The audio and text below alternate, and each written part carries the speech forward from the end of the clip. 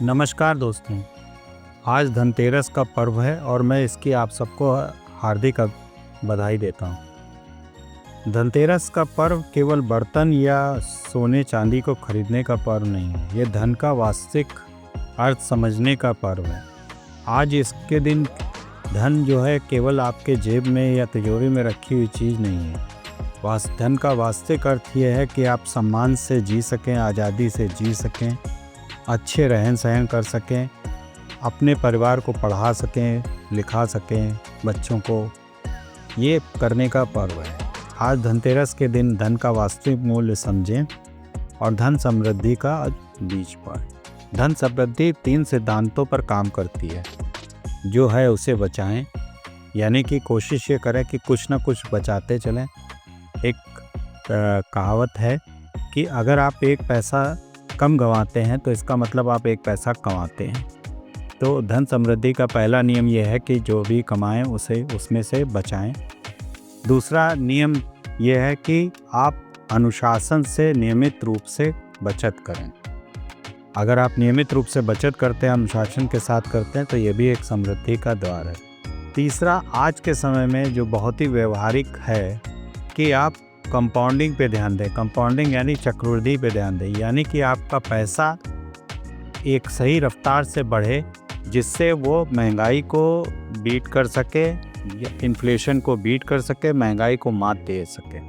तो आपको ऐसे इन्वेस्टमेंट में जाना है जहाँ पे आपके पैसे का कंपाउंडिंग हो, चक्रवृद्धि ब्याज मिले, यानी कि ब्याज पे ब्याज। आज धनतेरस में निवेश करने के 2 महत्वपूर्ण विकल्प हो सकते हैं आपके पास।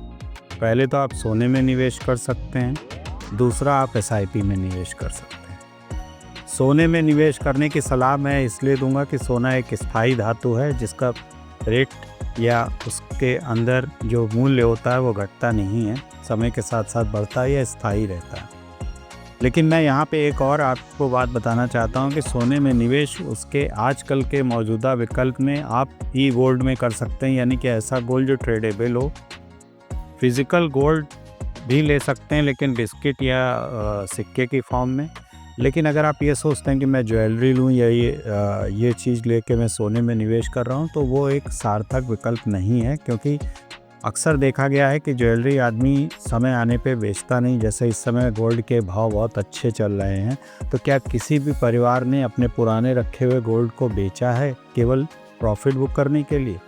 तो ये पॉसिबल नहीं हो सकता। इसलिए या तो गोल्ड में, स्टॉक मार्केट से, म्यूचुअल फंड के ETF फंडों में, फंड ऑफ फंड में लगाएं, तो एक ये ऑप्शन हो सकता है। दूसरा ऑप्शन SIP में, जो भी आप ग्रोथ करें धन के वास्तविक मूल्य को पाने के लिए, जो भी आपका गोल हो, जिस हिसाब से भी आपको लगता है कि मुझे यहाँ तक पहुँचना चाहिए, उस अनुसार प्लानिंग करके आप उसमें लगा सकते हैं। तो आज आपके पास में 2 विकल्प है, आप इन दोनों में से कोई जरूर चुनें। तो दोस्तों, धनतेरस हमें धन लेने खरीदने के लिए प्रेरित ही नहीं करता, बल्कि धन को प्रबंधित करने के लिए भी प्रेरित करता है। यानी कि हमें कैसे सही से धन को मैनेज करना है जो हमें समृद्धि के द्वार पर ले जाए।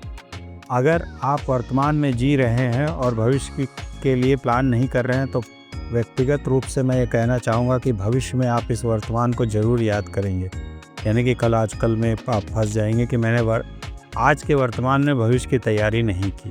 इसलिए आज इस धनतेरस ये आपको अवसर दे रहा है कि आप उस तरफ भी सोचें। तो याद रखें मित्रों, लक्ष्मी सदा उनके घर रुकती है जो बहुत समझदारी से, बहुत चतुराई से चीज़ों को, धन को मैनेज करती है। लक्ष्मी सदैव उनके घर रुकती है। तो अंतिम संकल्प करें आप, और अंतिम मेरा संदेश ये है कि इस धनतेरस में आपके घर समृद्धि आए और आपकी भविष्य की सारी योजनाएं पूर्ण हों। मैं भविष्य में आपको ऐसे ही सलाह देने का इच्छुक हूँ। आप अपने टॉपिक्स या अपने क्वेश्चंस मुझे कमेंट बॉक्स में भेजें, जिस पर मैं और अच्छे वीडियो बना सकूं।